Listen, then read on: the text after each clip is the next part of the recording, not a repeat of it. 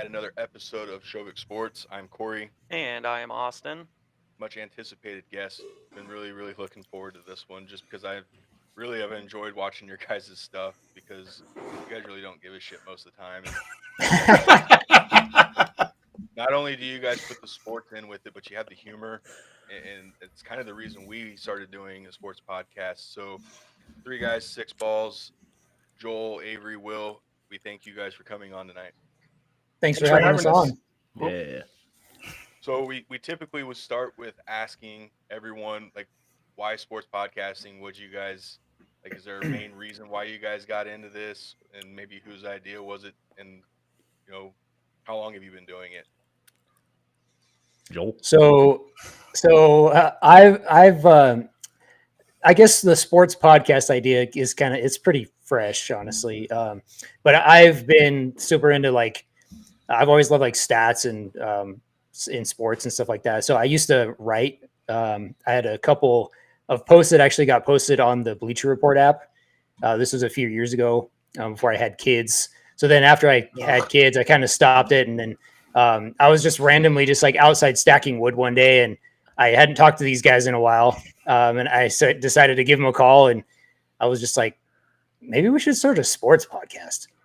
To preface And so this, then- we all grew up with each other and have known each Yeah, other since yeah. second grade, and most of our conversations have revolved around sports and like shitting on each other. So like this, it felt like just the natural progression that once we were like straight up adult men, that we should mess around and start a sports podcast. And truthfully, when Joel called me again while he was stacking wood, he made sure to mention that call. I either thought A, he was dying, or B, he had a third kid on the way. And either way, not good. Not Right. good either way. Two is plenty. I've got two. That's enough. One for each person. Good. Move on. Yeah, I like the creativity in the name, right? I was telling him once Joel and I we started talking and kind of starting to plan this, and I told my brother I was like the three guys, six balls, and he's like, "What a fucking awesome name." He's like, I totally get it. He's like, that's awesome. He's like, that's clever. So, That's all whose Will idea- right there. That's Will. Okay. Yeah, that's So the story behind this is I had originally We get it. Three guys, six balls. Well- We don't understand Good point. Live. Great point. Great point. We had originally named it unofficially as deep cut inside joke on that we had in the high school that would never make sense to anybody ever. And then Joel's wife Megan said, "Hey, that's a dumb name. Try again." It is the gist of what she said, honestly. And It's so I dumb said, for anyone else listening to it, but It is. for us, it Truly- was funny. truly it was stupid, except for the three of us. And then and I said, fine, well, let's just name it what we are, three guys with six balls. And then that just kind of took off from there. I lo- That's all. We also didn't want to spend any more time on the name than we had to, so it was Yeah, purpose. True. We can't. Yeah, we were like, well, we're not creative enough to come up with cool names. So let's just call it this. yeah, let's do some alliteration and move on. And just yeah, we're ready to The start. thing is ours could easily be like confused for like gay porn or something. So like it's good that like we push the sports stuff. So it's like, oh, I see, I get it now. I see what you did there. That's So why some the people full might name. watch a little longer till the end, right? Like when's Yeah, this? this is Throwback the second. moment, This is the okay? story, It's the coming. prelude. I'm looking at three of these guys. It's going to happen eventually. Waiting. Wait, no, none of that here tonight. So again, that's awesome, and we always enjoy hearing people's stories. Your guys' is probably the most unique way of kind of looking at it from where Yeah, having kids and stacking wood. Like I Having don't kids know and how we top that. Yeah, I don't think I can. So, again, drafts tomorrow. I know it's an anticipated draft, I guess, even though the draft class is pretty weak overall, quarterback wise. There's still some good position players out there. So I kind of want to start with some sleeper picks. That's kind of something that we've been doing for a little bit. We kind of went through. We compared our top tens to PFF's top tens and kind of picked who we thought would be sleepers out of each group. We're not going to do each group, but if you guys want to go ahead and give us maybe a couple players that you're kind of thinking of as a sleeper and maybe someone who could be a steal. Avery, let's go ahead and start with you. My sleeper pick. I don't know how far down he really goes, but Trey Harris out of Ole Miss as a receiver. I think there's a lot of. Is that yours? Yeah, I have him as the #1 rated receiver in this draft class. Yeah, we talked about him last week and or 2 days ago. Sorry, 2 days. We just posted our episode today. Today, so, we talked about him today. yeah. But I just think I'm sure he could talk to you a little bit more about him because I just think he's great. And I think that the reason he's being overlooked is because he was injured for half the year. And there's some other things there too. But I think that like if we're looking big picture long term, I think he could be one of the best receivers in the class, if not the best. Yeah, no, I agree. I overlooked. I mean, him and Jackson Dart, they were even SEC Jackson Dart. defenses, right? Like even the SEC defenses had a hard time when those two were just in lockstep. Like they didn't even know how to handle him. I love Trey Harris. I like his size, speed, hand, like everything about him. Give me him as the #1 receiver, and I wouldn't be shocked at all whatsoever. Will, what about you? I'm gonna start with a guy I also recently talked about. I like Ollie Gordon a lot, running back Oklahoma State. He's slid quite a bit. He had a DUI infraction late last year, and then also last year the team sucked. The Oklahoma State team was just awful. And when you're losing to Colorado, who was honestly mid at best, 52-0, you're just not going to run the ball a lot. And so his production was down significantly. But if you take the last 2 years as a whole, he averaged 5.4 yards a carry over both seasons. And if you're looking for his draft ceiling is round 4. Chances are round 5 or 6, in all honesty. So if you're looking for a late round guy to come in and be a workhorse, you just can't get a better pick than that. The team being terrible isn't his fault, and you can take his 2023 season as pure example of that. Same quarterback, same running back. Obviously, other pieces changed, but yeah, that team was bad. And additionally, I had one more thought, and I want to get your guys' opinion on this. I think his 2023 season ruined his draft stock.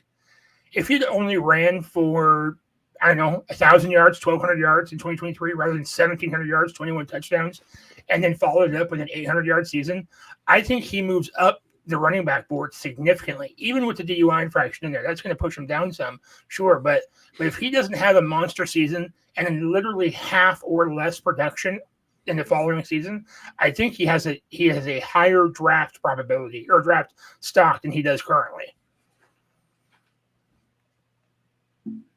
Yeah, Yes. I actually kind of liked him coming out last year. I thought he should have come out last year, and just based on what he was able to do. So I was actually really surprised when he decided to come back. That program is in shambles, right? Mike Gundy, longest tenured coach there, the Big 12 with Oklahoma State. I thought they were going to be a really good team last year, just based on what Ollie Gordon was able to do year prior, like you were saying. So yeah, I thought he should have came out into the draft last year. I think he would have been projected probably way higher than what he is now, just based on what he was able to do, and just based on how weak the running back class was last year. As far as it's definitely not as deep as it is now. So I am a big Ollie Gordon fan. I did not think he should have come back. Yeah, no, I think you spot on. You set the expectations where you did 2023, and then essentially the next year, like you still did okay for college standards, right? Like, but you set that expectation for yourself, and then now your numbers just look like you shit the bed. And Absolutely. I definitely think that's like just a little, not a red flag, but that's definitely a little stain on his draft stock, right? Like, well, why the 1,000-yard decrease instead of the 200 or 300-yard decrease? We all think it is a product of the team wholeheartedly, but that is still a wide enough gap to make you question it a little bit. I think that's spot on. Right, and the only people looking into that are the Jonah Hills and Moneyball that don't get the respect from the actual GMs and assistant GMs making the real decisions. You get this suit and tie sitting in the corner, and then they're like, well, actually, the team was terrible. Yeah, but we don't care about the rest of the team. We only care about him. Yep. Yeah. Joel, who is your sleeper? I'm going to go with a wide receiver from a small school. I'm going to go with Nick Nash from San Jose State. Yeah, this guy over here he's big on some of those small school receivers, and obviously we heard what he thought about Trey Harris. I am not as big on Trey Harris as he is, obviously, but what makes Nash stand out to you? I mean, so this guy, he started as a quarterback and then he went to wide receiver. So he's taken a little bit of time to develop, but he had a couple productive seasons. Prior to this last season, he did okay. But this last season, he had 104 catches, which was second in college football. He had 1,382 yards, which was second in college football, and 16 touchdowns, which led all of college football. Now, I know he's playing against not the best competition every week, but there's something to be said for guys who can put up those type of numbers regardless of where you play. And he's 6'2.5". We'll say 6'3". He's 203 pounds. He only runs a 4.5, so he's not the fastest guy. But what I love about him is that he is competitive. He's very competitive. When you watch his tape, he just competes.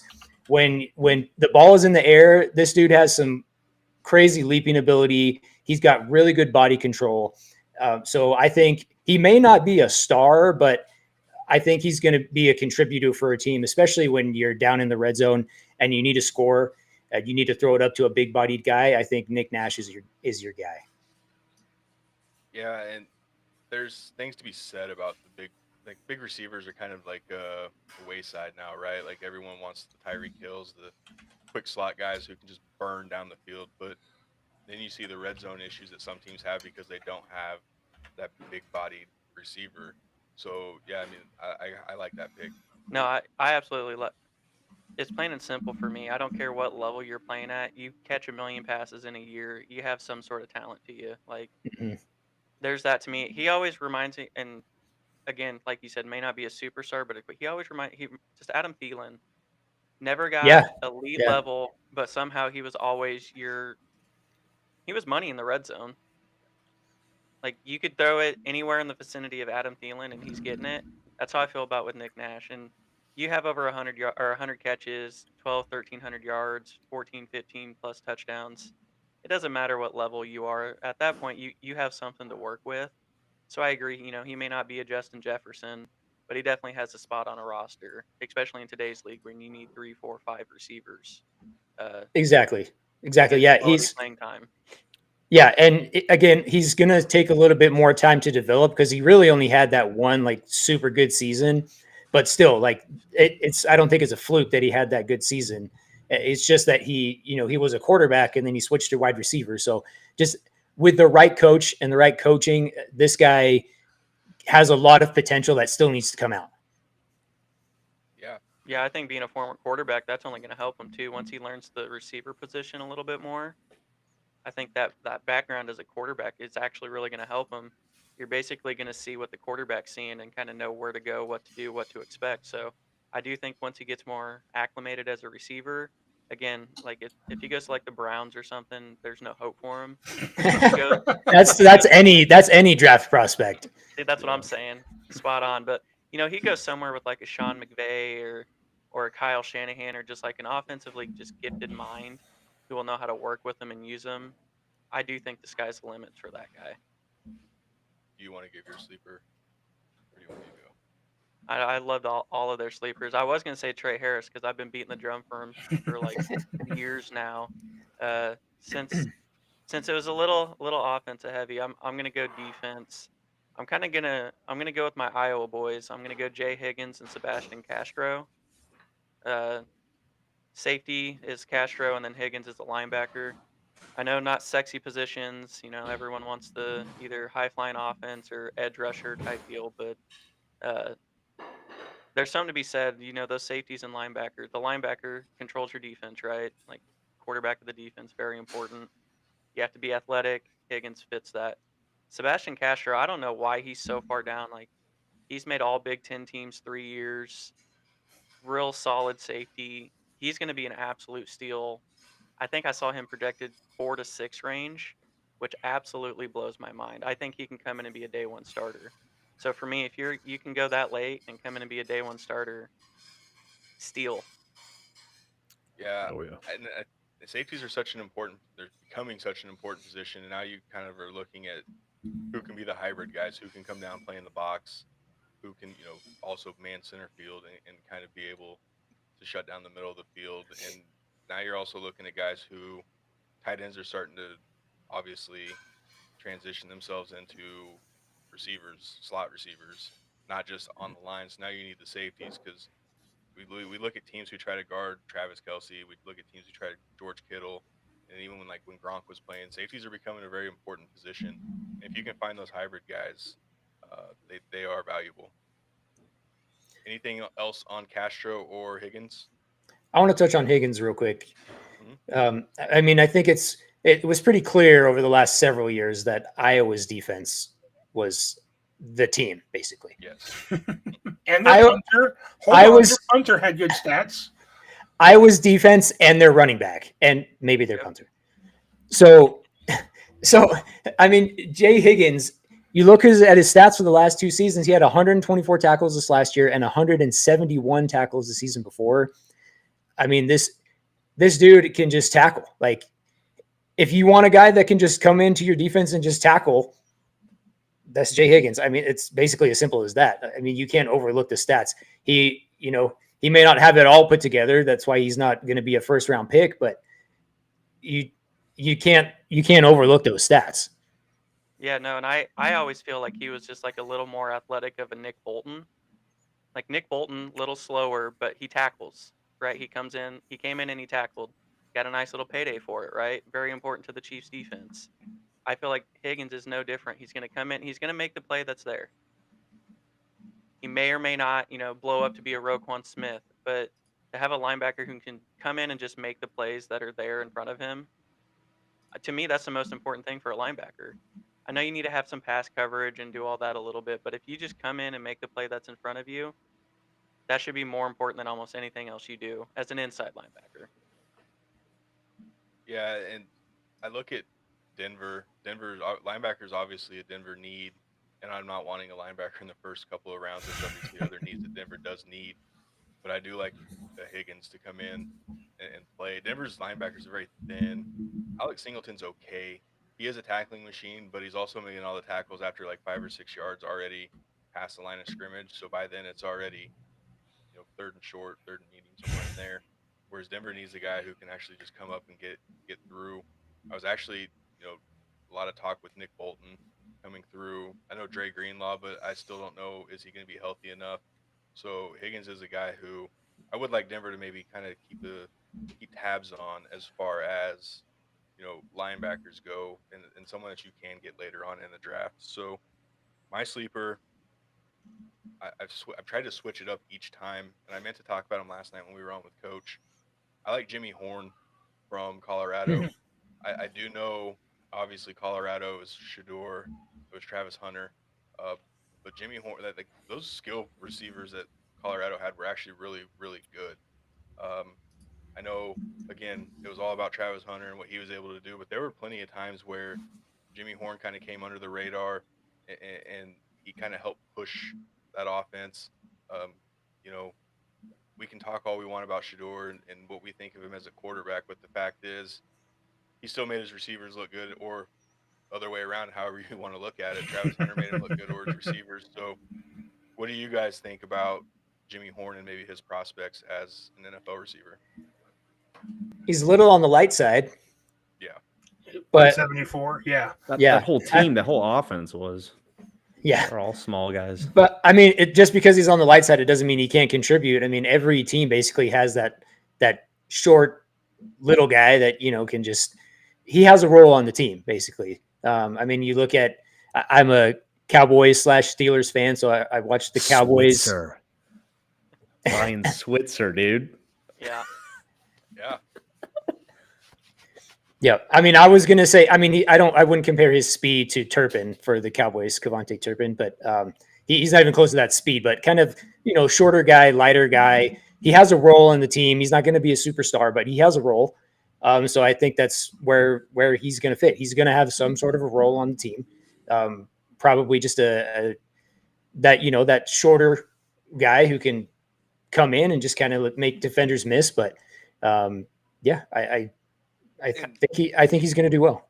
you look at his. I mean, he obviously had a drop off by a little last year. 37 catches, 441 yards with 11.9 average, as long as it was a 69-yard catch. But then the year before was 58 catches for 567. So he's obviously, again, that offense wasn't molded around Jimmy Horn. It was Shedeur, Travis, and whenever they could get their running game going, or whenever their offensive line could give Shedeur enough time. But yeah, I like the prospects of it, and again, it's a little bit on the weaker side for receivers in this draft. I think once you get past those first couple, then it's kind of a crapshoot of, could he come in and be a special teams guy while he's trying to learn the position in the NFL offense?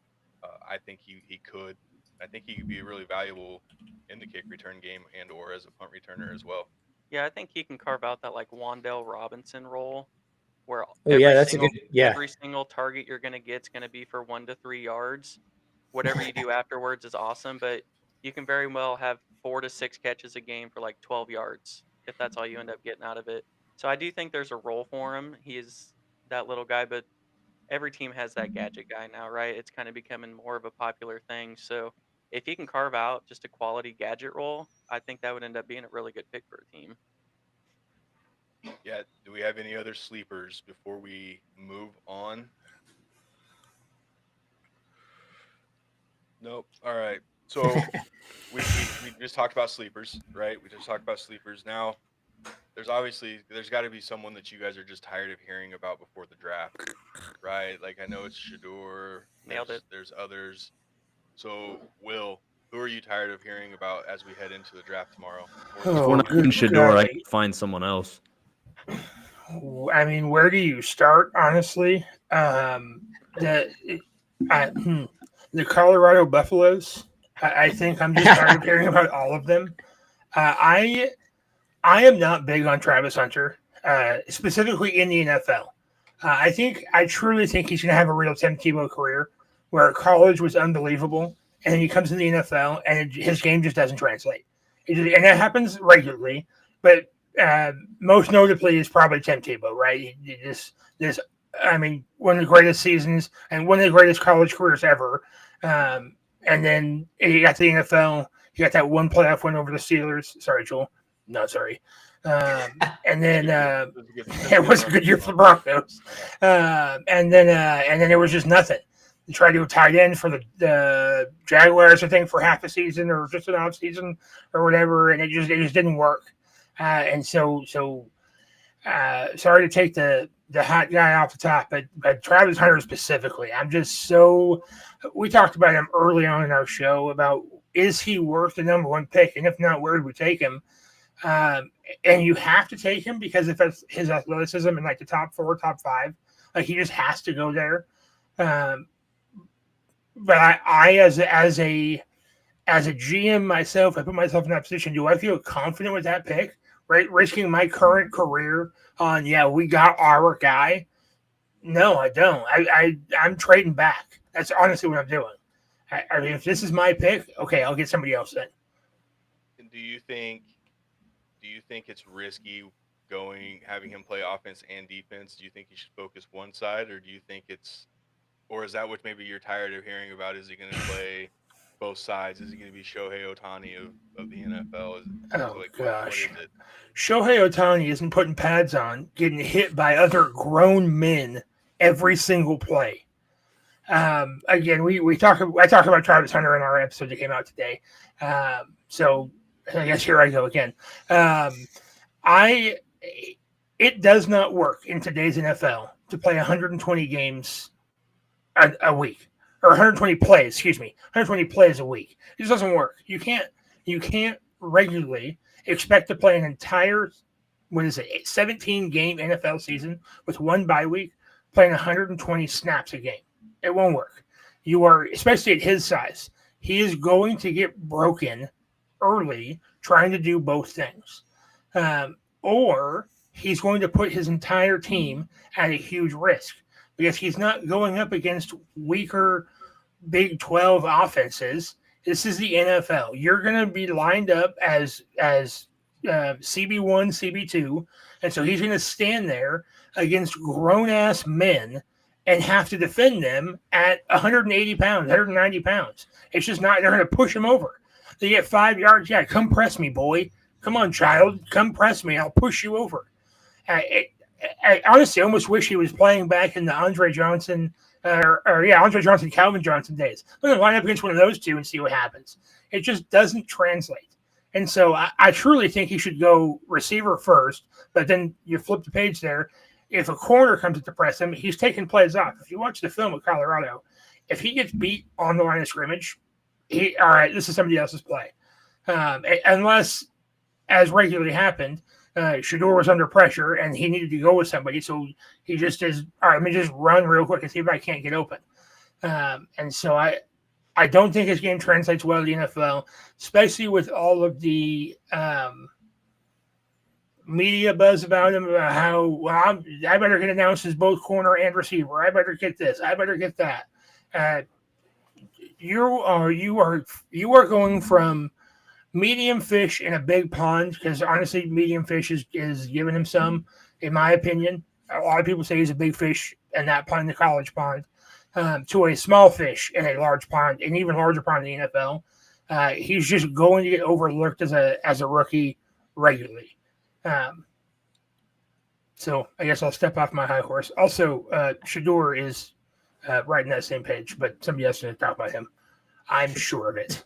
I think you're good. Joel, let's go with you. What about you? Well, first, just let me say, going to Travis Hunter real quick. So Travis Hunter couldn't even stay healthy for a full season in college. So I don't see why anybody thinks he can stay healthy for a full season in the NFL. But yeah, that's all I have to say about that. But my guy I'm tired of hearing about is Shamar Stewart, defensive end for Texas A&M. I just don't understand how you could draft a guy in the first round, and I've seen him mocked consistently in the top half of the draft, top half of the first round.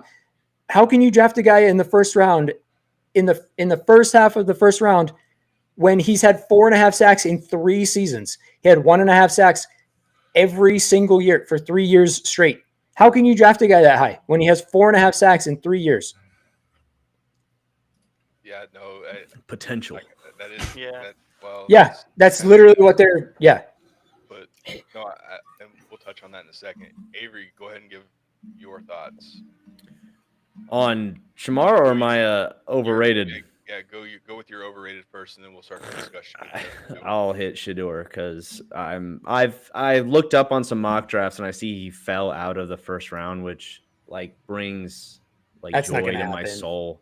He's I not know. a killer. It's not It gonna happens happen. with quarterbacks. They'll always get drafted higher than they should. For me, I always saw it as kind of the same deal. Like, he played in the Pac-12 and then in the Big 12, and I guess his style reminds me, although he's not the same type of player, a little bit of like Tim Tebow, where it's a lot of improvisational play. Most of his highlights look a lot like dumb luck. It's honestly, it's that like Mary that he had against Baylor. Like, no way that should have. No way. No. And the thing is, it's like, great.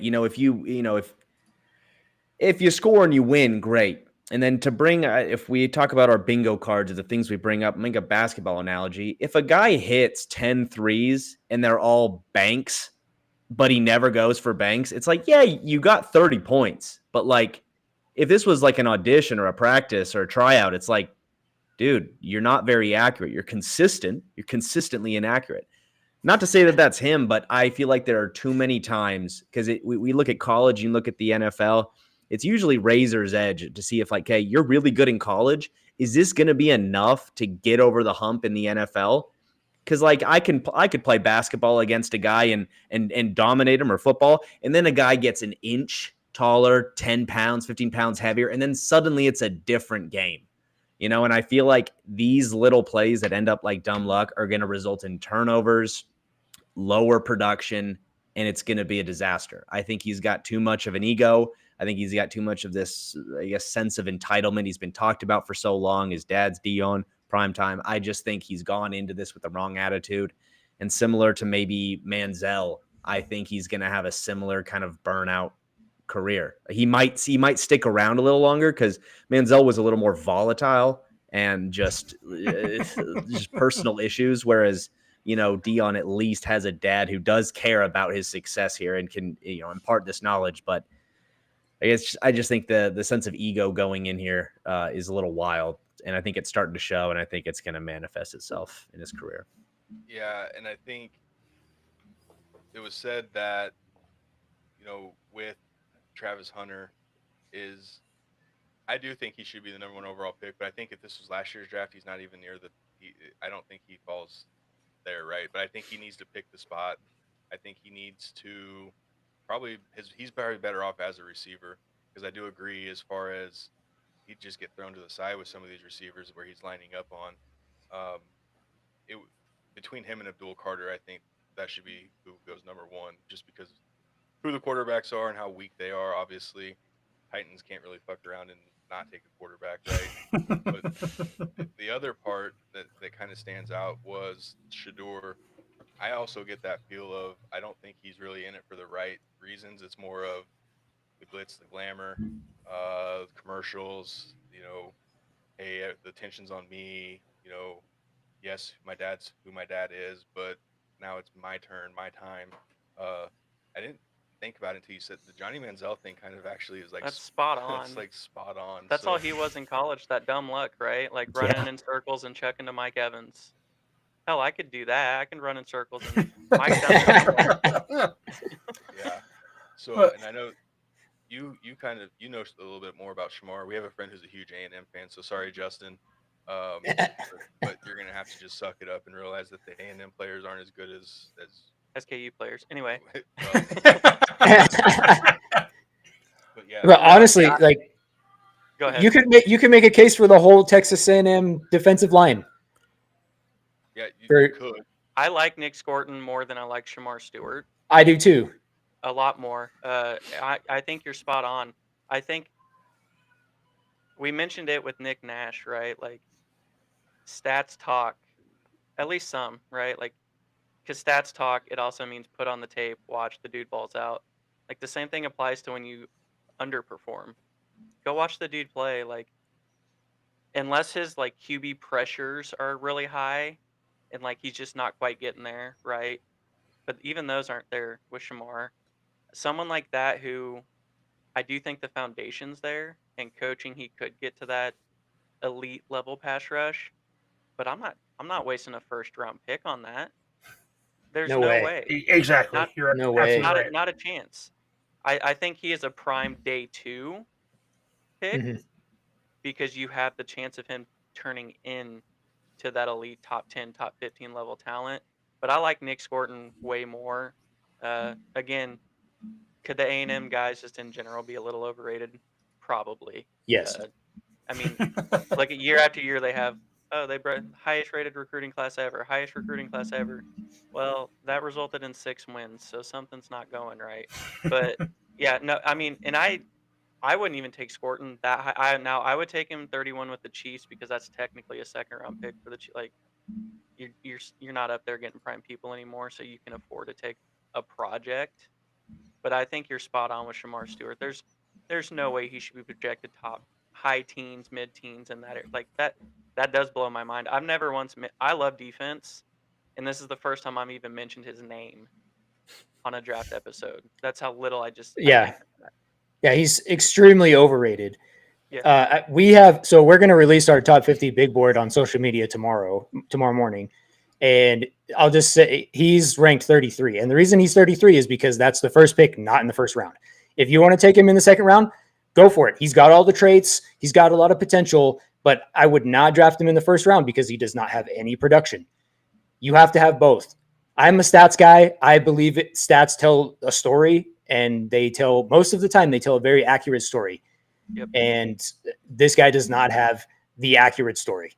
Yeah, like I'm with you. he, I like stats and yeah. film, but everyone falls in love with combines and pro days. Mhm. Like that, put on the tape. What did you do in the actual? Especially at A&M, you're not playing the Pac-12, Big 12. You're playing basically NFL talent every week there. So what are you doing there? And in his case, nothing. The stats and the tape will show that. Let's listen to it. And I think Yeah. another thing that was said earlier on is you do have quite a few coaches who are, and even the GMs who are, this is their make or break, right? Are you really, like, if you're Brian Daboll, are you really wanting to risk, Travis Hunter? maybe, but at the same time, it's like I don't know how much more slack they're going to give you if you're the Titans. Callahan, I know you're going into year 2, but you didn't really set a very good tone with your first season. So at the rate coaches get fired now, just in general, it's win now or you're gone. Well, you're replaceable, right? And you have a new GM there who you're not his guy, so he'll move on from you quick. So that that's a huge reason why I think teams are gonna have to be more strategic on how they're doing this, because it's like you got it in the back of your mind. Think, is this guy really gonna help us get to maybe not over the hump completely, but we have to show strides and show that we're improving a little bit. So this is not the draft to be on a hot seat when you're really looking to get those guys in there to help your franchise go. What about you? Who are you tired of hearing of? Everyone that everyone's mentioned. I think I'm gonna touch on the Travis Hunter one a little bit though, because I like Travis Hunter, but I agree with you, Will. It's a big boys game.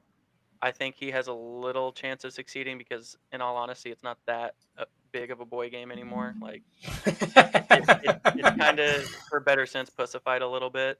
That's So I think fair. he has a little chance.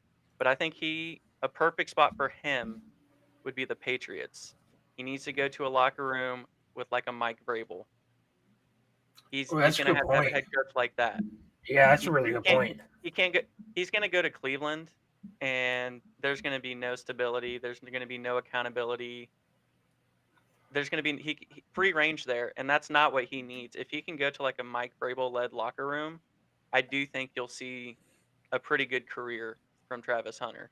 But he has to have that kind, because he's never had it, right? Right. Dion Well, didn't really yeah. care. I guess Dion was coach Jackson State too. Yep. So he's never really had just accountability, someone to put him in his place, to hold him to the standard that he thinks he's at. So I think for him, Patriots would be perfect. But yeah, no, I'm tired of hearing Shedeur Sanders. I mentioned it last night. I don't think he's good. There's been nothing that has made me watch anything he's ever done and been like, wow, this guy has a chance. I'm tired of him, and that's all we've heard about.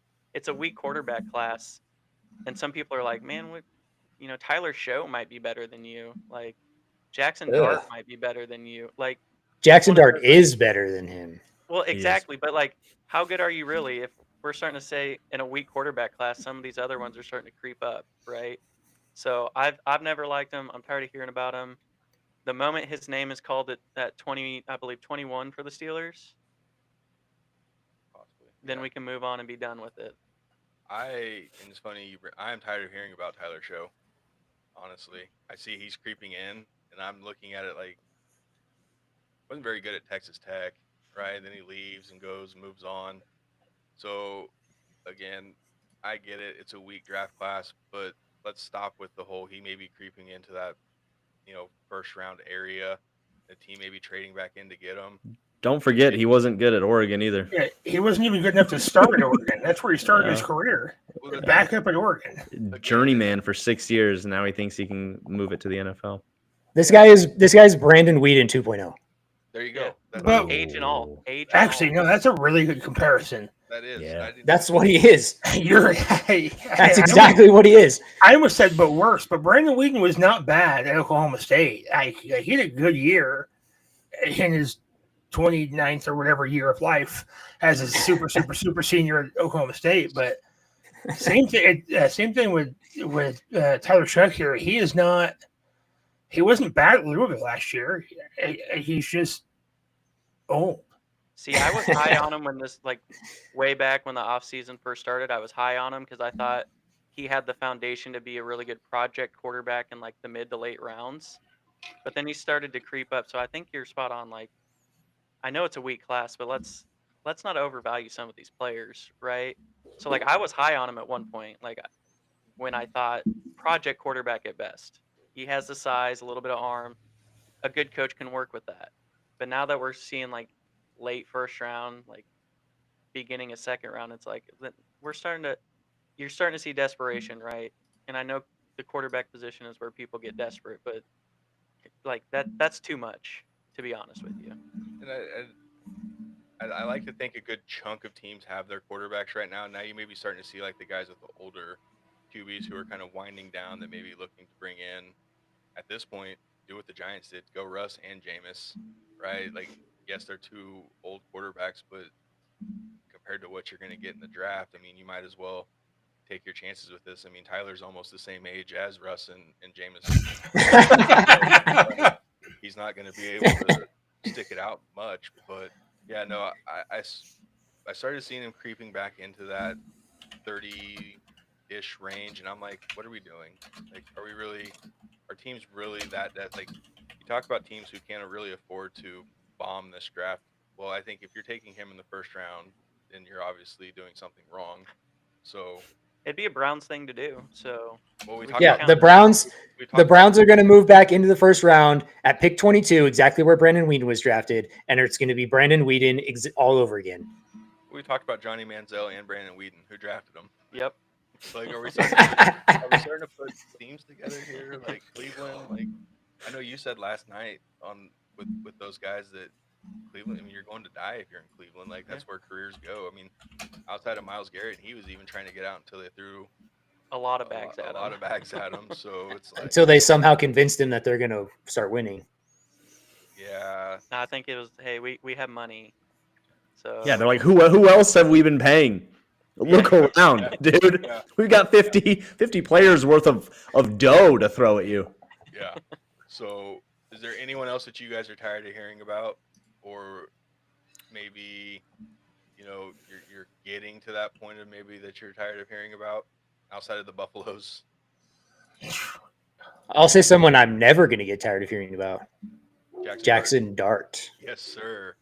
Yeah, no, and man, I had him as my number 2 rated quarterback, so I have no shame. Yeah, and I would. I'm not quite there. I'm just afraid he's going to end up on like the Giants or something, so then there'd be no hope. And I think it's going to be the Saints or the Steelers. I think the Steelers are going to have, it's going to be interesting to see if Shedeur and Jackson Dart are right there, and the Steelers are kind of like, oh no, where'd he go? Bye. I kicked him. I was like, dude, get out of here, man. No more Buffalo talk for you. He'll probably come crawling back too. He'll be like, "Oh, I got my connection."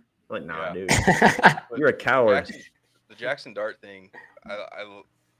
Hey, Will. So you can't decide to come back. Yeah. We don't need to talk about this any further. So go ahead and tell us what you love about Jackson Dart, and where's your ideal spot for Jackson Dart? Well, you mentioned it already. I think honestly the Steelers would be a great fit for Jackson Dart. I mean, a lot of people like to hate on Tomlin, but he does most of the time. He gets the most out of his players most of the time. And Jackson Dart was the most efficient quarterback in college football last season. I mean, a lot of people say he doesn't have all the elite traits and all that stuff, but I mean, a lot of quarterbacks in the NFL don't have elite traits, but they're just good at what they do. And Jackson Dart he led one of the best offenses in college football. And I mean, you look at Trey Harris, right? Like Trey Harris had like 1,000 yards in 8 games. So, and then he got hurt, and Jackson Dart was still really good after Trey Harris left. So he passed the ball to a lot of different receivers. He had a lot of receivers who had over 400 receiving yards. I think it was like 4 or 5 that had over 400 receiving yards. And so he can spread the ball around. He knows how to make a read. He doesn't just stick with the first guy. And the efficiency for me was what stood out. Again, a stats thing. He also is a good runner. You can design run plays for this guy. He can improvise and pick up those extra yards. And, I said I think it was our first episode, I said that Jackson Dart is the Patrick Mahomes of this draft, and not that he's going to be Patrick Mahomes, because nobody is Patrick Mahomes, but I say that as he's going to be a guy where Patrick Mahomes was ranked as like the 5th quarterback in that draft class. And then he goes number 10 overall. So I think Jackson Dart, who's behind for a lot of this NFL draft season, he's been behind Cam Ward and Shedeur Sanders. I think he's going to be better than both of those guys.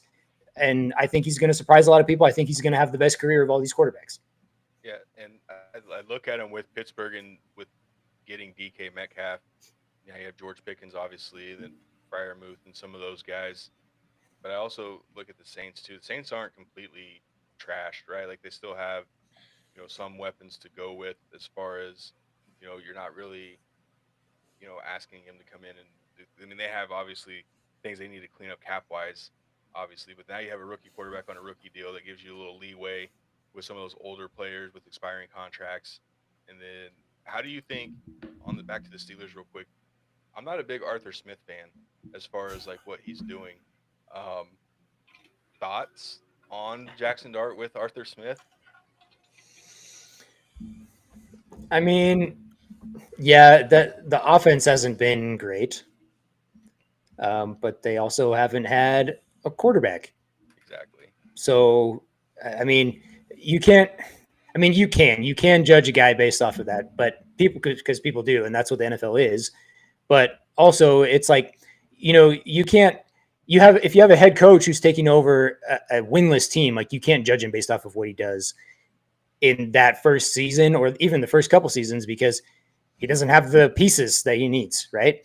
So, I mean, I know he's had some offenses that have been pretty bad, but there hasn't been a quarterback there. And the Steelers just need that quarterback, and it can put them over that hump. I mean, they were better than they were in previous seasons with Russell Wilson as quarterback, but they still weren't great. They were middle of the pack, but you just need that guy. And I think Jackson Dart is that guy.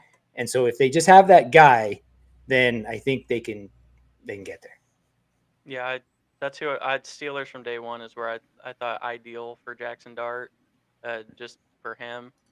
But I also just as a fan kind of hope to see him with like the Niners. I don't pay Brock Purdy and then just give an actual quarterback with tools to Kyle Shanahan and what they have there, and then you'll really see just beautiful football. But yeah, I love Jackson Dart. I think the Steelers is an absolute perfect fit. I know I've been seeing a lot of Shador to Pittsburgh lately, so like if those are my two options, I pretty clear which way I would lean. But yeah, Jackson Dart, it's a common theme that we've kind of hit tonight. Just look at the stats, look at the tape. He's already doing it against NFL caliber people, players, defenses. I don't really need to see much else. If the Steelers go with Shedeur Sanders, if they somehow wind up with him, they're just getting the Antonio Brown of quarterbacks. Yeah, that's great. Yeah, it's true. It is. And another thing with the Steelers, and I've touched on this a few times over the last couple episodes, as far as talking about the QB prospects to Pittsburgh. That defense is still Pittsburgh, right? Like that defense is still good. They still play the Baltimore Ravens better than most teams do. That now they don't have the offense to, your 13-10, your 17-13 games. Now if you can put someone in there, and now you can add, a touchdown, maybe 10 more points to what you're averaging per game, that automatically catapults you into really making possibly a deep playoff run. And we talked beginning of the offseason, we were talking about coaching candidates who may be on the hot seat. I think it is time to start talking about Mike Tomlin being on the hot seat. Love Mike Tomlin, love him to death and what he is as a coach. But again, even with the Steelers, you gotta win games in the playoffs. I know the whole streak of being above 500, doing his thing there, but now, it's a proud franchise. Like, they have rings, they have Lombardis, but they haven't had any of those in a long time. So I think it is time. Mike's got to be able to get someone in there because I think the time is running out, and I'm not sure Shedeur Sanders is that guy that you want to put, your eggs in a basket for. So do you guys have thoughts on that? I thought he had a lifetime contract. I swear that guy's been coaching since for as long as I've been alive in Pittsburgh. He really has. And he also hasn't aged. Not a day. Not a day. And it's just one of those where it's like, okay, well, Packers with their quarterbacks. Well, it's like the Steelers with their head coaches, right? Like, they just keep rolling through and just keeping them. So I think instead of firing Mike Tomlin, they're going to trade him. I can see them doing that. He's too good of a coach overall to just fire. He actually has trade value as a coach, which sounds weird. And yes, you can trade your head coach. And so I could see them giving him a couple more seasons. To answer your question, though, Shedeur, my problem with Shedeur is my same problem with a lot of these guys. Is I don't think his game translates to the NFL either right now. The NFL is not a pocket passing quarterback league anymore. That quarterback has to have mobility. And over the last 2 seasons, Shedeur Sanders has had like negative 100 rushing yards. That's not good. I mean, even you look at your top quarterbacks, Patrick Mahomes, he may run like a toddler with a dirty diaper, but he runs. And you get Josh Allen, who's jumping over people. Lamar Jackson's running all over the place. Your top quarterbacks, even Baker Mayfield, he's 30 years old now. He's still running all over the place. I know, right? Old man. You can't forget Kyler. If you're going to talk about runners, you're going to go talk about babies with dirty diapers. You can't forget Kyler. Diapers. Yeah, you're right. Almost all of the quarterbacks, except a few, they've all got the Tom Brady, Ben Roethlisberger, Peyton Manning, Drew Brees era of quarterback is over. I don't know, man. Joe Flacco's hanging on. My boy Joe. First, around, all right. Joe Flacco, fun fact, first $100 million contract. Joe Flacco. They won the Super Bowl. He was the first person in the NFL to get a $100 million contract. And back then, people were like, oh, this is way too much money. You can't pay a player this much. Now you have Prescott, who's making $60 million I a know. year. We don't need to talk another second about Dak Prescott. Yeah. Let's make this a fun question real quick. Oh, no. Based on Dak Prescott, I am now excited. So with Dak Prescott, and we got asked this last night on the show that we were on with Coach and his co-host, and they were talking about Will Howard and what Will Howard is coming out of Ohio State. They asked us if we would take Dak Prescott or Will Howard. Is that a fair question, or is that like? I think Avery wants to go. Avery, let's hear it. Yeah, I'd kill them both and marry Mike Tomlin. Will Howard. Yeah, no. I mean, as an Oregon fan and watched him play both games. I mean, I watched the first few minutes of the second game, but I've watched other Ohio State games. Yeah, no, this guy is, I would say, the same as a little bit of Shedeur too, because they've got some dogs in their receiving room, and I think it helps bail him out. And I think that's Will Howard. It's like, yeah, dude, you are on the team. You are the Yankees of college football right now.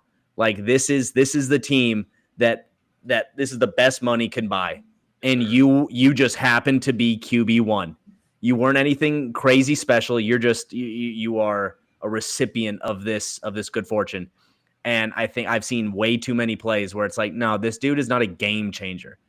It's good that he like hangs with the boys and produces, but for the most part, no. If he goes to the Browns, I mean, he get cut in training camp. I just keep him. They'd keep him. They should. It would be a mercy. I'm gonna stop. You guys talk about. I Will agree. Howard. I agreed with you. I'm no Cowboys fan by any means or Dak fan, but I'm gonna show him a little bit of respect and be like, I would still take Dak Prescott over Will Howard, because I'm with you. And we had a little bit of love, or not love, but we got to watch Will Howard a little bit at K-State, being KU fans, getting to watch him play. And I agree, right? Like he has a little mobility, a little running, but like it's a weak ass noodle for an arm. Like let's be honest, like you're not gonna have receivers 12 yards open in the NFL like you did at Ohio State. You're not going to hand it to two of the most legitimate running backs that have ever probably been on one college football team before. Could you go out and, maybe lead a team that is absolutely super stat? Could you fill in for Jalen Hurts on the Eagles and maybe look okay? Probably. Maybe. He's like some of those earlier on Saban Alabama quarterbacks. Yeah. Before they started using black quarterbacks. Back then, it was like, no, you guys are victims of team-wide success, and because you are the quarterback of that team, we're giving you the benefit of the doubt. We shouldn't at all. Like, you got absolute units on this team. You guys just happen to be here. Like, it's because you're the Alabama quarterback that we're giving you this look. And I think it's the same with Will Howard. I think it's the same thing with Shedeur Sanders. It's like, would we give you the same attention if you weren't prime times kid? And I think that has to be kind of measured in there before we. Yeah, the AJ McCarrons and Brody Croyles of the world, like absolute dog shit quarterbacks. Got some legitimate shots in the NFL though, because like you said, you were surrounded by which absolute units. Like I was throwing to Julio Jones, like dude. Yeah. Throw it behind my back, dude. I could have 3,000 yards at Alabama. Yeah. If I got these big boys up front protecting me, dude. I think you actually said last night that he would be like a Taysom Hill. Like you just move him to tight end, and if you want to make a package for him, as far as that, so like. Yeah, I thought his best chance for NFL success was to become like a Taysom Hill or like a Logan Thomas route, where you just become like a big old tight end or a Swiss Army knife. Because there's no way you watch this dude try to throw like a football farther than 3 yards and be like, that is some arm talent. It's literally a wet noodle that he's trying to throw a football with, and there's no way that translates to the NFL. I don't see it. So I think he's going to need to Taysom Hill his career if he wants to have some longevity going on here. Wait, we still talking about Will Howard with this? Yeah. Okay, I have to say, Taysom Hill is a different kind of animal altogether. I would say that Will Howard can try to do that. I would love to see him just go shoulder down into some DBs, into some like edge rushers. But that's I'm just partial to Taysom. Poor man's Taysom Hill. Let me get that. I love watching Taysom. A poor man's Taysom Hill. Broke that's man. why I also yeah. threw Logan Thomas in there, because like just go be a tight end. Maybe not a Swiss Army knife, just be a tight end, former quarterback. But yeah, I love Taysom Hill. I think every team needs to find one of those. And just an absolute team guy. Absolute team. It's like, I will do whatever you need. I have no ego. I just need a job. I got a family. Like, I'll do whatever you need. And he does it well. Blocking punts, returning punts, rushing the passer, throwing the ball, tight end, fullback, goal line back, receiver. What do you want me to do? I'll kick the damn field goal. You want me to do that? And he would. And he'd probably be good at it. Yeah. So probably. Let's talk on who needs to win this weekend's draft. I know there's a lot of teams who are borderline, and then there's obviously the teams that are just downright shit. Cowboys. Yeah, let's start with the Cowboys. That's my team. That's Jerry Jones is there. I'm not changing my stance. Can we start with the Cowboys, because that's who I have. We're trading Jerry Jones. Since we're on the Cowboys, can we start there? Are they going to trade Jerry Jones for Mark Davis's haircut? Ooh, I don't even know if I would make that trade. I didn't think there was anyone we would say no to, but that's a good one. That's a lose-lose either way. Jerry doesn't trade anybody for anything unless he's trading away half his team for nothing. So there's not enough value. He's not losing enough value by gaining Mark Davis's haircut to make that trade. Yeah, I mean, they made moves though, right? They got Kenneth Murray. They traded for somebody else who I can't think of, so he's probably not that good. A lot of you call that making moves.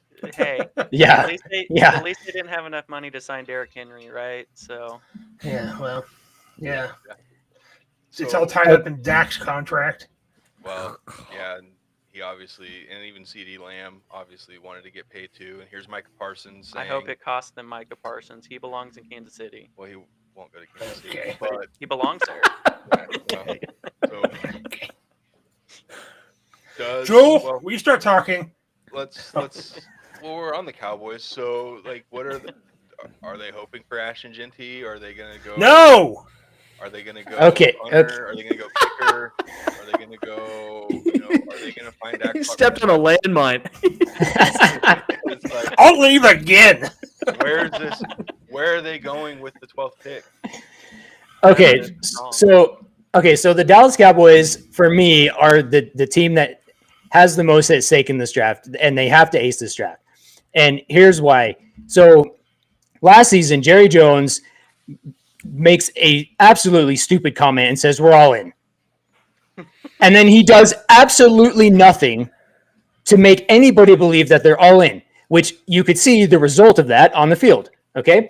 Even if Dak Prescott didn't get hurt, they still would have been absolute garbage. Their offense was garbage. Their defense was garbage. And you got Jerry Jones out here saying, oh, Derrick Henry wouldn't have fit in our system. He wouldn't have been as good if he played for the Cowboys. Okay. So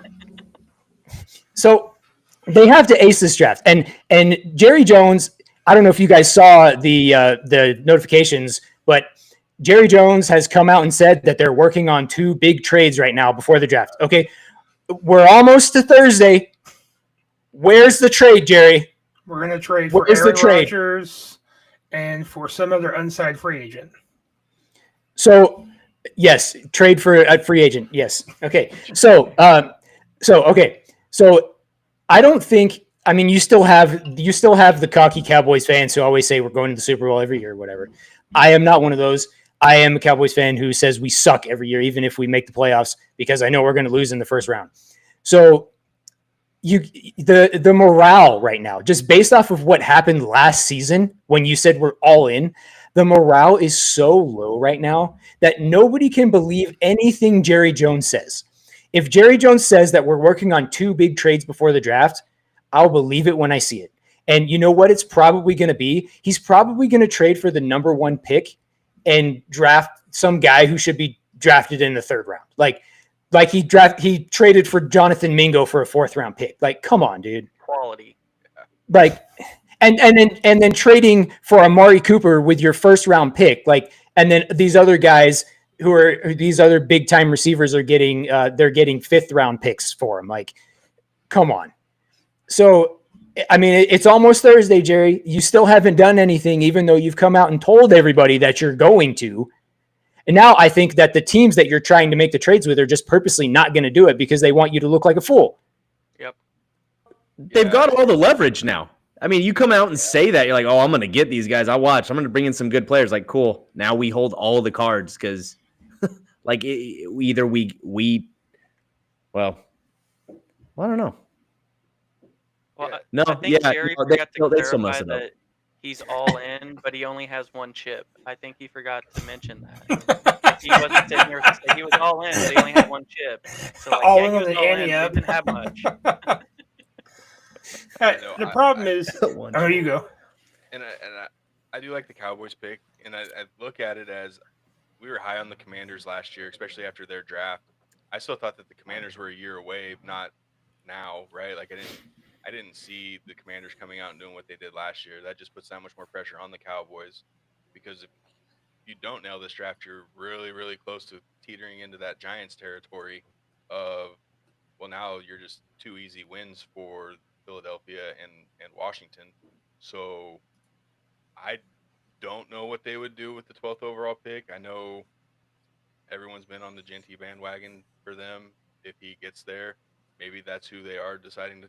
They'll trade up to number 1 overall and they'll draft Genty right there. Good golly. I think they want Travis. I agree. I don't know anything, but that's just a thought. That's just what I think.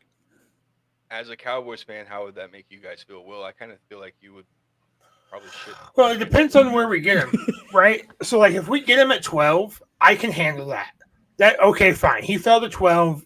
Let's take the best athlete in the draft. All right, I'll be fine. But if we're trading up, that means we're giving away this year and probably next year's 1st round pick and a slew of others. For that, I'll be a little respectful here. It's just such a waste. It's just a miserable waste. I got to be honest, I do kind of enjoy seeing / hearing just a little bit of Cowboys misery. A little bit. It's been 30 years. Yeah.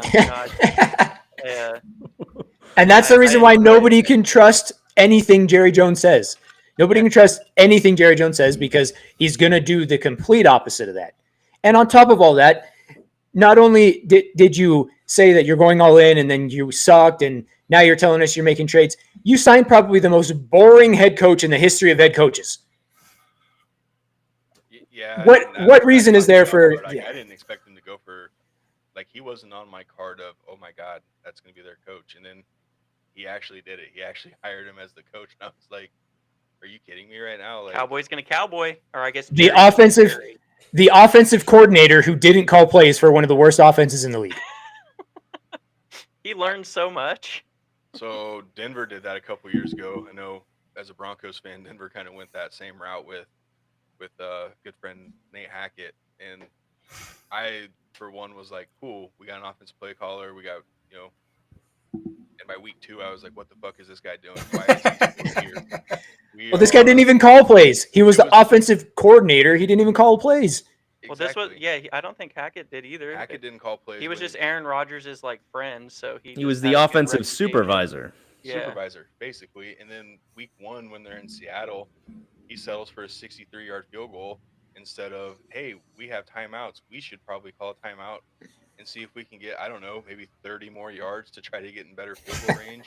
Instead of, let's run it down from 40 down to 4. McManus go try to kick a 63-yard field goal in Seattle.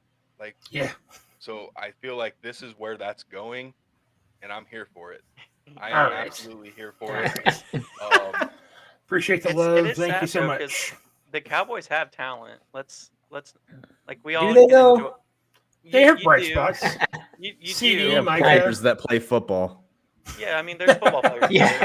They have a roster full of. They have a full roster players. too. Yeah. So they have players there.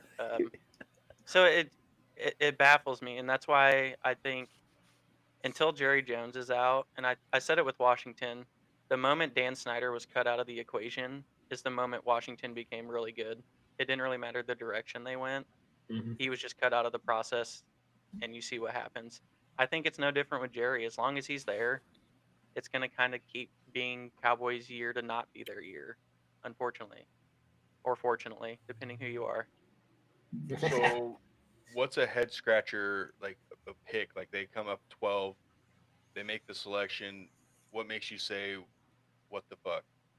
Omari and Hampton. Shut up, dude.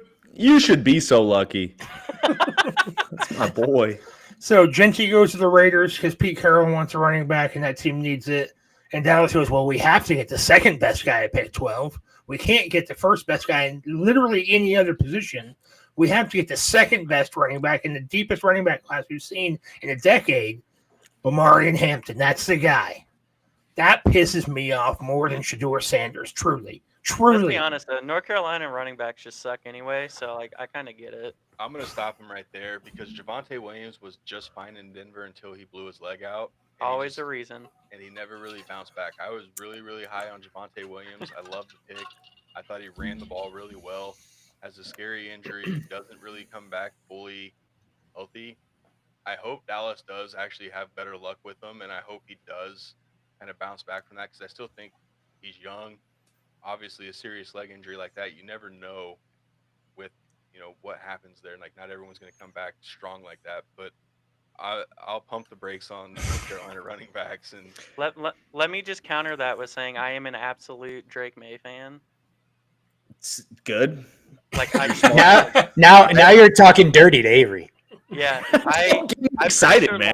Pretty sure last year I had him as my second quarterback. Like I liked him more than Caleb Williams. Pro Bowl quarterback. Yeah, I love Drake May. I'm excited he got Mike Vrabel. I know I mentioned it earlier, but like now that he's got some like competency and that like in his like just around him, I think you're gonna see. I mean, honestly, within 2 to 3 years, you're gonna see MVP caliber play from Drake May. Joel, what makes you scratch your head? What pick would it be for the Cowboys at 12 if Roger gets booed up there and Matthew Golden for me. I don't think he's a wide receiver one. I don't. I would much rather have Emeka Egbuka at 12 than Matthew Golden. You didn't say McMillan, like you wanted McMillan. I'm glad you didn't say that. I mean, I would be okay with McMillan at 12, but if it's Golden, I'm going to be pissed off. I don't think Matthew Golden is a wide receiver one, and not that the Cowboys need a wide receiver one, but they need a wide receiver two, but you don't draft him at 12. I think if I would like, and I don't know, you guys probably haven't seen our latest episode yet, but I am extremely high on Emeka Egbuka, and I would much rather have him at 12 than Matthew Golden, just because he would be a much better fit. He's going to be a much better player than Matthew Golden is, but the Cowboys like Matthew Golden. There's a picture of Matthew Golden with Jerry Jones that got blown up on social media. So I think that's probably what they're going to do. They're probably going to trade up to like number 5 and draft Golden instead. Yeah. I'll listen to that episode tomorrow. I did see it post, so I'll listen to that tomorrow. I actually do hope they do take Ibuka because I don't want there to be that prospect of Denver drafting a receiver at 20 because that's when I'll lose my mind. I don't want a receiver at 20 for Denver. Hey, if you get Ibuka, I'm telling you, you will not hate it. I promise. I will at first, but I have the whole next couple of months to talk myself into the whole thing. Just I got to see what else they do. There's much more pressing needs for Denver than receiver right now.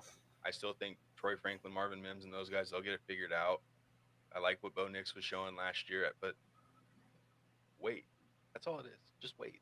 There's so many other things that you can get at 20 that you can worry about receivers later on when needed. Ideally, D-line, first round, second round, we're going running back, and then after that, I don't care. But Does Jerry Jones do something smart and draft Trey Harris 12? Huh? The word smart and Jerry Jones does not go together. that's the first time that's ever been said. Yeah, it felt weird that I kind of had to stutter to get it out. Like what? Yeah. I glitched. The universe didn't know what was happening, but yeah. Do you think receiver is the need, or would you prefer a different positional, or just Not for best this player draft. available? No. What they need is an actually good defensive lineman. Agreed. Yes. But I don't think there's anybody that's going to be there at 12 that they're going to get. I've seen Mason Graham start slipping. If they could somehow, if Jerry Jones pulls off a trade and he gets Mason Graham, that would actually be the only thing that gives me any reserve with that is that the Dallas Cowboys and Michigan defensive linemen do not go together. Oh, did Mozzie Smith not work out? No. No. And neither did the great Taco Charlton. Taco is a chief for a cup of coffee, so I know about it. Yeah. Avery, is there anyone on your mind that needs to kind of win the draft? I would say that the Titans have a lot of pressure on them. I mean, yeah, they're first, and I think that there is no clear-cut pick. It makes me think about the '84 NBA draft. I don't know if you guys know who was drafted second behind Akeem Olajuwon, but it was not Michael Jordan. It was Sam Bowie. Sam Bowie. Oh, Sam Bowie. Go Blazers. Yeah, Bowie, Kentucky. Yeah. And they drafted him not because he was the best player, but because they needed size. And size was a much bigger deal for that team at that time, and they had Clyde Drexler. I'm worried that there's going to be teams, particularly in the top three, that are going to end up picking a player because they feel they have to. Then again, the fans weren't that upset when Sam Bowie got drafted. Retroactively, they were when they found out his body was made out of glass and Michael Jordan was the actual GOAT. Yeah. But it's one of those things where I feel like for the Titans and especially the Browns, there's always going to be a magnifying glass on you. The same way that McDonald's had it when Super Size Me came out. You know, every fast food joint had the same crap food. It's just that McDonald's was the one they made the documentary about.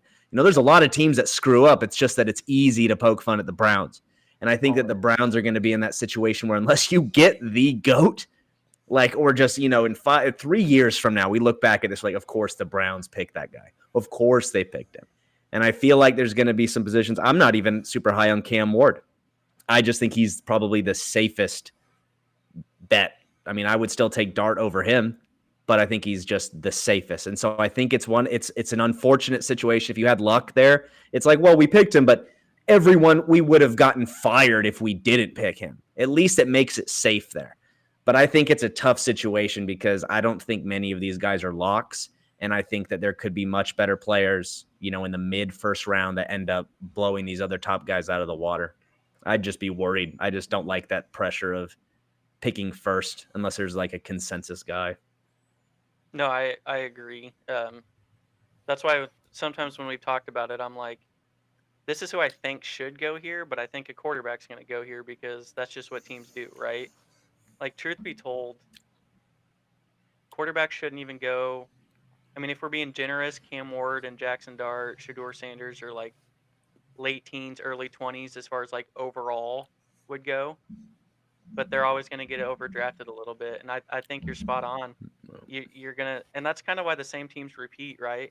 They repeatedly put themselves in this position. We're taking this dude because we have to instead of just taking what you're supposed – and that's why I feel like it's the same teams who recycle through this. And it's because they continuously just draft someone because they have to. So I think you're right with the Titans. I think Cam Ward will be the pick, but I'm not comfortable with it, right? Like Yeah. I It is I not a should've lock. thought- It's not a lock for them. Nope. Everyone's got their own opinions on it. So unless he becomes a superstar, everyone's gonna say, dude, we told you so. You know, or you should have picked this guy. You should have been Abdul Carter, should have been so and so. And so it's just one of those things where it's like, dude, you don't want to be the first. It's the same in the fantasy drafts. There's not like a lock pick where you picked McCaffrey. You know, it's like well, that sucked. I picked McCaffrey. Twice, 2 different drafts. I had McCaffrey number 1 overall. I was so mad last year. Also picked him up 3rd. I was the idiot that got him. I thought I was like, dude, I'm rolling. And then So, did your commissioner finish last place? mine, Yeah. Our commissioner finished last place, so he didn't make the playoffs. I know that. I've never not made the playoffs in fantasy football in my entire life. And then the first year that I became commissioner and started our own league, McCaffrey first pick, I was the same. I'm like, I feel like this is safe, right? Like he's a running back who puts up receiver numbers. Like this is just a really safe pick. And then before the season, it's like, well, now he has bad Achilles, and I'm like, well, okay, like what redraft? I'm the commissioner. Can I do this? Can we redraft? Take your guy. I'm bringing over my team. You know what's funny? Yeah. We for like an 8-year stretch, the quarterback that I drafted in fantasy, they like every year for like 8 years ended up going to the Super Bowl. And then like after I left, I served a mission for a bit. And then they asked me, they're like, "Hey, you didn't pick your quarterback. Like, who's it going to be? Who's it going to be?" And I'm like, I don't know. I was like, I just picked the Ravens. I didn't even know what was going on. They win the Super Bowl. I'm in Mexico. I'm not even there. This is the Joe Flacco Ravens year. Yeah. That's how long ago that was. Yeah. All right, guys. That was a Well, long time. any other comments on any of the topics that we've talked about tonight? I have a different team besides the Cowboys if we have a second. I actually wasn't going to pick the Cowboys because I just refused to talk about them pre-draft. Just because I know all season long I'm just going to shit on them. So I don't want to tire people out before the season even starts for how much I'm just going to shit all over my favorite team. That's what you do, right? That's just what you do. My team sucks. We're terrible. Unless you're a Chiefs fan, then you can just shut up. Exactly. Or a Patriots fan. Yeah, exactly. Or a Patriots fan 10 years ago. Just shut up and let everybody else wallow in their sadness. I actually have the Washington Commanders as a team that have to win this draft. They struck gold last year, and the probability of a sophomore slump is incredibly high, especially when you are when you did so well and you're still second fiddle in your own division, not just conference, but division. They've traded away multiple draft picks this year. They've only got 5 draft picks with a first, a second, a fourth, a sixth, and a seventh. But those draft picks they traded away, I truly believe, tried to make their team better with veterans. They brought in Deebo Samuel this year. They brought in Laramie Tunsil this year. And for truly not that much capital, I feel like they legitimately made their team better. Now, Deebo Samuel is about as strong and healthy as a wet paper towel, but Laramie Tunsil is like a legitimate player. And I'm hoping that Mason Graham gets the Laramie Tunsil draft day treatment, where some picture of him gas massing up. Let's let this all-star talent drop a few picks. Dallas goes ahead and gets him at 12. I think the Washington Commanders, in their 5 picks this year, even if they take those picks and trade for more capital in the years to come and say, hey, we're going to ride this year out, but we're going to make our team better in the future, I think they have to hit to keep, because as we've seen with the Niners, they lost everybody this year. I'm even on record of saying they've lost the will to live this year because of how much they've lost. They had their window with their quarterback, albeit the last draft pick. They were paying him a nickel. At pick number 262, he was getting like a nickel a year. And now that's not going to be the case. And everybody wants money, and they had the money because they weren't paying their quarterback anything. But that time is over. And so sorry, my dog just popped up in the window. the Commanders have to hit right now because they have an actual talent as a quarterback, and that team is pretty good, which pains me to say as a Dallas fan because it's always been, oh, we're better than Washington. Oh, we're better than New York. Now we're barely better than New York. And so yeah, I think the Washington Commanders have to hit this year in the draft. Yeah, that's good. I mean, you even look back this last season with what the Texans. I know that they played in a shitty division, right? So they were able to muster, but they didn't look good at times. C.J. Stroud obviously had to drop off in what he was able to do, but the sophomore slump is a thing, and it makes me a little nervous for Bo Nix going into second year with what they have. So I Denver has to win this draft to me, but that's on the fan side of it. But I stayed in the NFC East, and I said the Giants, just based on Daboll and GM being on the hot seat and how shitty they handled the Saquon situation last year and completely picked the wrong guy, right? Let's stick with Daniel Jones and let Saquon go win a Super Bowl with the Eagles. So, again, it is a big draft year for the NFC East just based on the Eagles aren't going anywhere. I mean, you don't know what Jalen Hurts and what he's going to be able to do, but that defense is still pretty rock solid in what they were able to do. The D-line obviously bullied the Chiefs, and they didn't even blitz in the Super Bowl, and they were still able to just bully their way in. Sorry, but it was fun to watch for me. But for most of us, it was. yeah. As a Cowboys fan, that was a fun Super Bowl. I hate the Chiefs because they're good. That's the only reason why. No, it's fine. I'm still sitting with stacks of Super Bowls in my life. I know. So Hey, me too. They were just 30 years ago. They're just a little dusty nowadays. Yeah.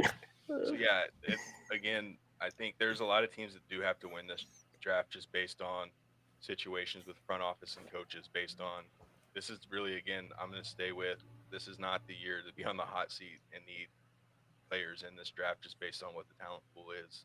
So, anything to add on that? no, and that's I think the Bears have to win the draft. Just given the hype that they've kind of built over the last year and a half, and then especially this offseason, bringing in arguably the hottest coaching candidate with Ben Johnson. You go out and shore up that offensive line in a matter of seconds into the offseason. They've built a lot of hype and a lot of expectations there. It needs to continue through this draft for them. There's a lot of hype with them right now, and they're not in a cakewalk division. The Vikings might regress a little bit depending on quarterback play from McCarthy. You got to think the Packers will still be okay. But if you're as good as you think you're going to be and as good as I think you're going to be, you have to nail the draft and kind of put yourself up there with the Lions. There's just if they can't bomb this draft. They've had two good drafts coming up to this. Great off season. To be seen on Ben Johnson. We think he's going to be a good coach. You just never know, but he was supposed to be the guy. I don't even know if Dallas tried. They might have, but Probably not. He's a good coach. yeah, that's why they might have tried. I don't know, but I think they have to nail it because they've done a good job of building up to this point and getting some hype going. That you don't want to sour it at the quote unquote end of the off season, going into training camps and stuff with just a piss poor draft. Final thoughts on the Bears? Bears. All right, Caleb's guys. a bust. Oh, Everybody's a bust when you get sacked 68 times in one season. yeah, no, it's I mean, Drake May's better. well, I'm not sure. Guys, go ahead and give us the final words. Give us your socials so everyone listening the episode where they can find you guys at. Yeah, we're on Instagram, Facebook, Twitter, YouTube, TikTok. 3 guys, 6 balls, and We're on TikTok. we are on TikTok. I didn't know we were on Twitter. So this is news for me, too. Yeah, we have like a whopping 8 followers. I'm not even Yeah. so great. Yeah, and I know this is your guys' show, but I'll do our sign off. Don't forget to keep your balls played with, everyone. Again, we appreciate you guys coming on, and make sure you do play with your balls. And don't forget to go check out Mark Davis's haircut. I know that's another thing you guys like to talk about. So. Oh yes, we almost. Yep. Hey, we talked about it earlier. We did. Davis Okay, we haircut. did. Yep. Trade. We There's traded the Jerry trade. Jones for Mark Davison's haircut. There's always room. There's always room for one more mention about Mark Davis' haircut. It's the cornerstone of our podcast. Without it, everything falls apart. There you go. So we appreciate you guys coming on. We'll have to do it again once we get closer to the season. Maybe after the draft, we'll get the Cowboys guys, and we'll see what your guys' thoughts are on. Is it going to be another poopy year? They'll Is hate it. gonna I already know. They'll hate it. So It's gonna be their year. make sure you guys tune into the draft. Make sure you guys come back Saturday. We'll have Levi Ashmore on with us. He's going to Emporia State with me. He's a baseball coach, so we're looking forward to having Levi on. And then next week, hopefully, we'll get Chi-Town Blitz and Micah back on the show. Maybe go over the Bears draft, and then we have a roundtable coming up in a couple weeks. So busy couple weeks coming up here on the show. Find us on Instagram. Find us on Twitter or X and TikTok as well. Go follow us on or subscribe to our YouTube channel at Shovik Sports, and we will see you guys next week.